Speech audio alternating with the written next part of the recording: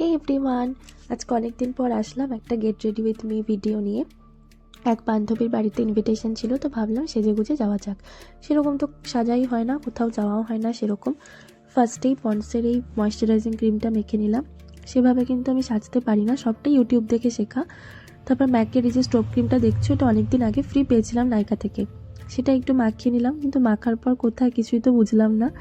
তারপর মামাআর্থের এই ফাউন্ডেশনটা, যেটা অনেক বছর আগে কিনেছিলাম, এখনও আছে, ওটাই একটু মেখে নিলাম। তারপর সেটাকেই এক্সট্রা যে ফাউন্ডেশনটা বেজে গেছে সেটাকেই কিন্তু আমি অ্যাজ আ কনসিলার চোখের নিচে দিয়ে দিচ্ছি। আর চশমা পরে পরে আমার চোখের নিচে বড় গর্ত হয়ে গেছে এবং সেগুলোকে বুঝতে ভালোই খাটনি হয় আর কি। যাই হোক, হাত দিয়েই র্যাপ করে নিচ্ছিলাম। আর শীতকালে কিন্তু আমার মেকআপটা বেশ হাত দিয়েই হয়ে যায়, কোনো ব্রাশ বা স্পঞ্জের দরকার হয় না, হাত দিয়েই মনে হয় আমার বেস্ট যে মেকআপটা ভালো করে ব্লেন্ড হয়। তারপর সুগারের এই তোমার কি ব্যানানা পাউডারটা একটু দিয়ে দিচ্ছিলাম, চোখের ভেতর প্রায় ঢুকেই যাচ্ছিল। যাই হোক, তারপর চোখের এই গর্তগুলো মনে হলো একটু কমেছে। তারপর এই সুগারেরই একটা আইব্রো পেন্সিল কাম ব্রাশ, এটা একটু দিয়ে নিলাম। ওই মাঝখান থেকে একটুখানি মানে ভুরুর একটু মাঝখান থেকে দিয়ে তারপর ওই পেছনের যে ব্রাশটা আছে সেটা দিয়ে একটু ব্লেন্ড করে নিয়েছি ভালো করে, যাতে একটা ন্যাচারাল লুক থাকে। বেশি ওভার ভালো লাগে না আমার সাজ। যাই হোক, তারপর করে নিচ্ছিলাম ওটাই। একটা ভুরু করার পর আরেকটা ভুরু করে নিয়েছি। তারপরে শাড়িটা ভেবেছি পরবো, দেখা যাক তারপর কি করি।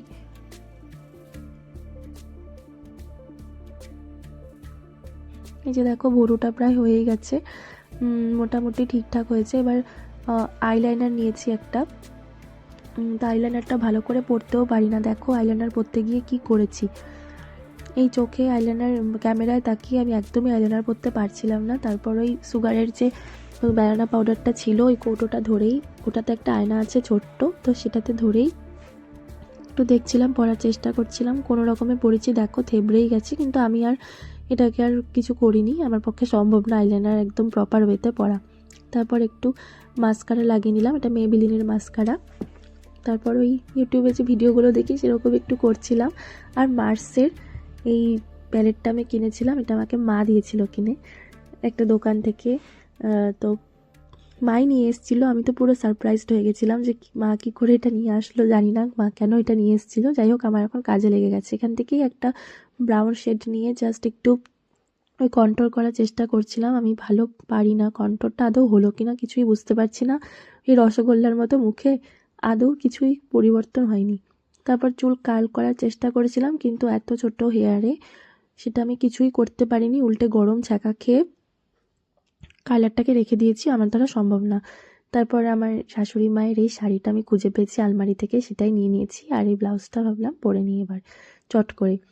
আর শাড়িও দেখো পরেছি কোনো রকম। সত্যি বলতে আমি শাড়ি, স্কুলে কোনো দিন শাড়ি টাড়ি ছিল না আমাদের, ওই চুড়িদার ছিল। তো অনেকেই দেখি স্কুলে শাড়ি পরার পর থেকে ভালোই অভ্যাস হয়ে যায় এবং সুন্দর করে শাড়ি পরতে পারে, সেটাও আমি ঠিকঠাক পারি না। আর অফিসের কাজেও ওই চুড়িদার বা জিন্স ওগুলোই পরে যাই। যাই হোক, পরে নিয়ে তারপর একটা লিপ লাইনার লাগিয়ে একটা রেড লিপস্টিক লাগিয়ে নিয়েছিলাম। এই লিপস্টিকটা হচ্ছে মার্সের ক্রেয়ন লিপস্টিক, খুব পিগমেন্টেড আর আমার তো খুব ভালো লাগে। তারপর মালা, কানের এগুলো পরে নিয়েছিলাম। আর সুইস বিউটির এই নতুন একটা লিপ গ্লস কিনেছি, সেটা আমি ইউজ করি, বেশ ভালোই লাগে, বেশ একটা হাইলাইটার ভাব আসে। ওটাকেই হাইলাইটার কাম ব্লাশ বানিয়ে দেখো গালে মেখে নিচ্ছি। ওটাকেই আবার চোখের ওপর লাগিয়ে নিয়েছি আইশ্যাডো হিসেবে। তারপর একটু সিঁদুর পরে নিয়েছি, সিঁদুর পরে আমি হয়ে গেছি রেডি। আর লাল টিপ পরতে আমার খুব ভালো লাগে, শাড়ি পরলে লাল টিপ পরা চাই।